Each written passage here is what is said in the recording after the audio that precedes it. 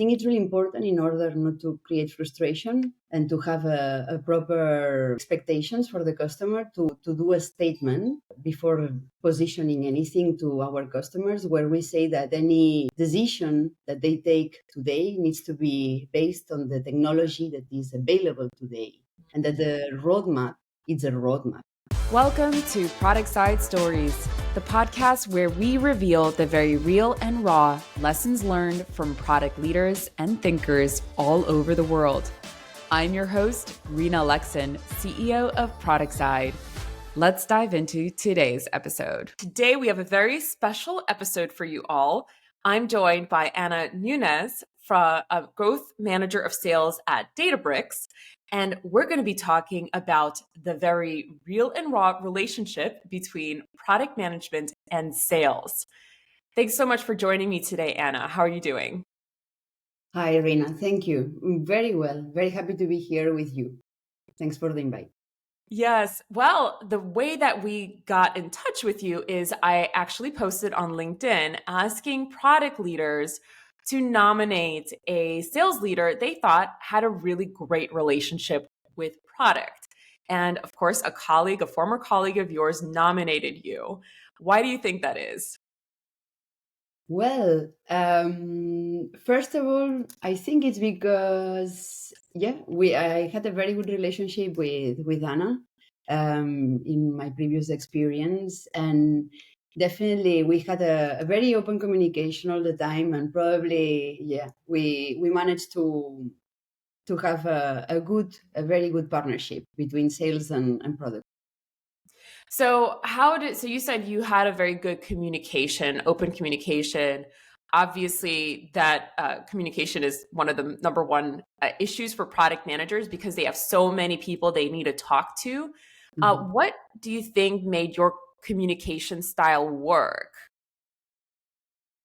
So, look, from my experience, I work with salespeople right now, and it's been a few years already that I am managing salespeople. And what happens is that many times we get feedback, real-time feedback from our clients that needs to go somewhere. The feedback of our clients, I think, is one of the most important things for product managers to develop well the product and to also let the customer feel listened. What happens is that sometimes we might get too many ideas, too many requests, and this, if it's not transferred in a right way to product teams, maybe it can be overwhelming. So from my experience, what works really well is to have an open communication with the product manager to bring all this feedback in a very organized way, and also to try to find actionables after those meetings. Then as well, I had also the opportunity to work with several tools that help to make this work easier. So altogether helps to make those conversations way more productive. So you mentioned, and I hear this quite a lot, I think you're right, where the data from customers, product managers don't just get it from sales, they get it from support, they get it from other parts of the business. And I have heard product managers and even leaders of product management feel that overwhelm that you mentioned around everyone wants something else, and it's really hard to prioritize what's really going to produce value to our customer base. So as the sales leader, given that you're managing a lot of salespeople, so you have a vantage point, like a different perspective on the client base, how do you help product managers or product management leadership understand that filtering or prioritization? Do you have that kind of conversation with them? Exactly.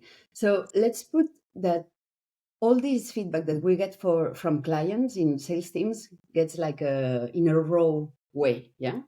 What I'm trying to do, me as a sales leader, is to transform it in a way that is actionable for product teams.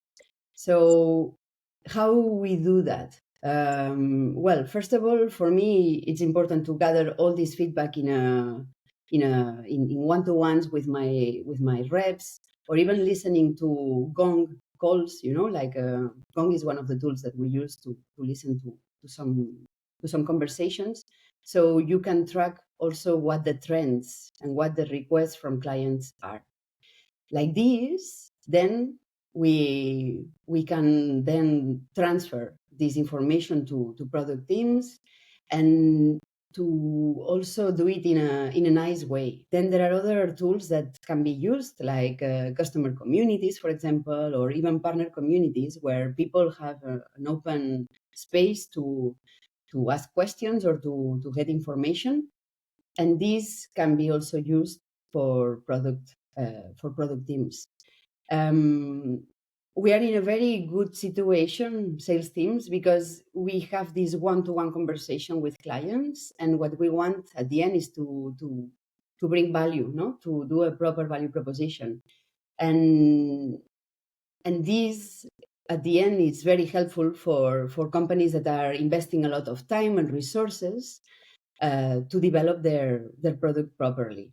So for me, it's essential to build this bridge between sales and product without filters, but in a very, let's say, organized way. What do you mean without filters? What do you mean Without there? filters, yeah, that's a yeah. I mean that there shouldn't be third parties between sales and product, but this is my opinion. I think it's good that there is a good connection between sales teams and product teams without maybe marketing in the middle. Sorry, I'm not saying that marketing shouldn't be part of the conversation, but I think there needs to be this direct communication. So what I'm hearing you say is, and okay, I'm going to kind of maybe reframe it. In some organizations, sales and marketing teams are very close, right? They're Hmm. working hand in hand, very aligned, and then product and marketing is often working pretty closely as well, Hmm. because product managers, right, help create the product, but they really do rely on marketing to really understand it, to market it. And so, in certain where there isn't the strong relationship between product and sales, it's almost like they can get that voice of the customer feedback only through their direct partnership with that's what you're trying to say. Exactly, exactly. So I think it's good to try new ways of communication with product. Maybe it adds another meeting, in our agendas, which is also um, important to know. But I think it's very good for the organization. It's very good for companies to have this direct communication. Um, yeah, like I've only seen positive stuff coming from those conversations. So I do agree with you. There's always another meeting, but sometimes Mhm. they're worth it. Mhm. I do often hear from product managers working, especially in large companies, where they feel like they don't have access to the customer or even to the salesperson. As in, the salespeople want to own the relationship with their customer, and so they don't want to. They sometimes don't want to introduce maybe a risk of another person, product manager, coming in on their sales calls. What are some ways, in if you are a product manager or you're talking to a product manager in that kind of situation, what are some ways that they could maybe improve the relationship with sales teams so that they can get access directly to customers, or Mhm. should they just rely on sales team as the or Yeah. the people managing that relationship? So look, some very good practices that I've seen in some of the companies I work for are the like a feedback, like feedback tools that can be used with customers, especially after a QBR, for example, where customers can say how they have been using the tool, how productive they have been thanks to using the tool they are paying for, or even what improvements they would like to see in the future so they can see more value. And like this, by gathering all this feedback, yeah, product teams at the end, what they try now is to build a roadmap that makes sense for the Mhm. longevity of the customer. At the end, what companies don't want is to get a customer that might get frustrated because maybe what they sign for is not covering the needs they have. So this helps a lot. So you mentioned throughout this conversation, I've heard you bring up tools. Do you have some favorite tools? You mentioned a couple of feedback tools, for example. What are something or some tools that really helped with the communication? So look, I've seen companies using, for example, for feedback tools with clients, they have been using Qualtrics, for example. Um, there are also, well, you don't need to use any tool. You just, as an account manager, you can ask for feedback and take it in those QBRs that are very much recommendable. And then there are some tools, but this is more like for an internal, let's say, project management, like Asana, among others, where you can also see the tracking of all the requests or suggestions that you do to teams, in which state they are. Yeah. Okay. Thank you. So I want to dig in on something else that you also mentioned, and that is that product managers, they want to build a roadmap that makes sense. And yes, customer feedback, very important for that. Mhm. However, another common issue that I'm hearing on product is when they go and they share a roadmap, which is a vision of the future, right? It's just one vision and it often changes depending on new information. And they share that with sales, then there's a risk of that salesperson now selling something that is just a vision. It's not real yet. And then the Mhm. product team is on the hook to deliver based on a promise that they weren't making. So, have you seen that in your career? Have you coached reps on how to maybe not put the company in that kind of position? Yeah. Yeah, that's a very, very good point. And actually, yes, I've seen it. Um, I mean, after qualifying what the customer wants and where they want to go, sometimes as a salesperson, you see that some of the gaps can be covered with the technology that you have available today, but some others might not be. So if we have access to roadmaps, we can explain to the customer what is coming in the next months, no, for example.